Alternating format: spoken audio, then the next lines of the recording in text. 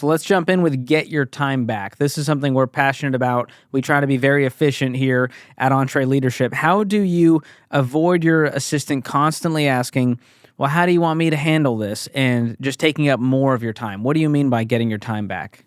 Yeah, so I think like anything, there's a lot that needs to go into training and onboarding upfront. So a good assistant will come with all of the core skill sets they should come with, right? They will come with, they know how to manage a calendar. They've probably done it before. They come with email management experience. The thing is, they don't know it your way. They don't know your preferences. They don't know the way you would want things. So I say spend the first 30 days and train them on your way. It's not that maybe they never managed a calendar before, but I'm sure your preferences are way different than other people's preferences.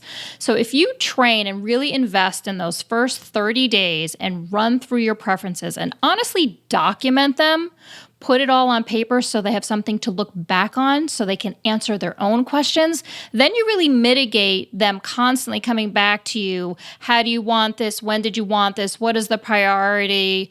Because you've already taken care of that already. And if you have it documented, then they can use that as a resource to go look at. They might not remember everything, but they can certainly go back to that document and say, okay, let me go look at what were their preferences for this thing, and they have a resource. And you know what that resource doubles as? It doubles as training for your next assistant.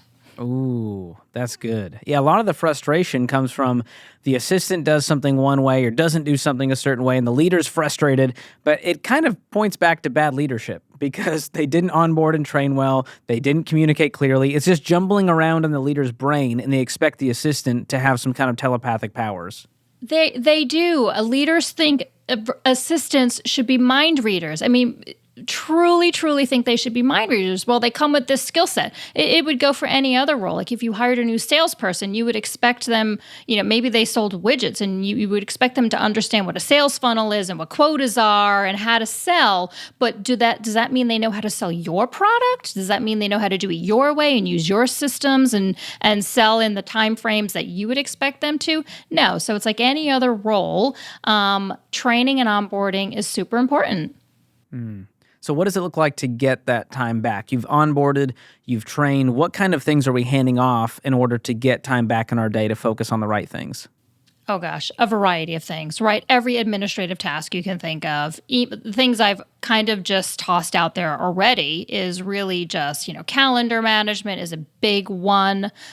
Meeting notes and action items, follow up from meetings, email management, travel booking, CRM, data entry, returning phone calls on your behalf. So I think the list of administrative tasks are immeasurable. It really boils down to what does your time look like? What are you doing administratively that you should stop doing? So I say sit down, make a list of what it is you're doing in your days and slash that list in half and give that other half to your assistant.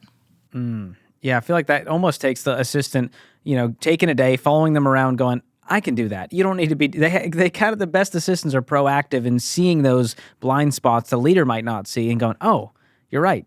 Okay, I can show you how to do this and I don't have to do that and I can focus on these things. So that's a great reminder. That does it's a little bit of a dance at first.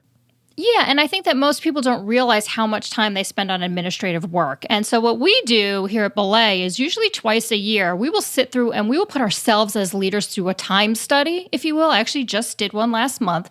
We'll sit there for a week and I will log what it is I'm doing every hour of the day I'm working. And at the end of the week, you'll be shocked how much time. And I have an assistant. And I think I'm a pretty good delegator.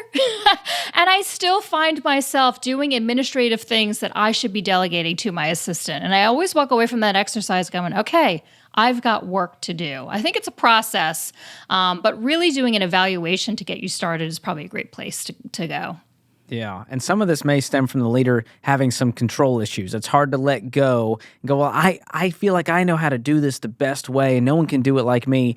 And then you let it go and you go, wow, this is way better than I could ever do it. And so that's a hard place to get to, but when you do, it's amazing how much time you can get back. Right, exactly. Definitely control issues is a top one. I am a recovering control freak myself. Thank you for your Semi-recovering. vulnerability.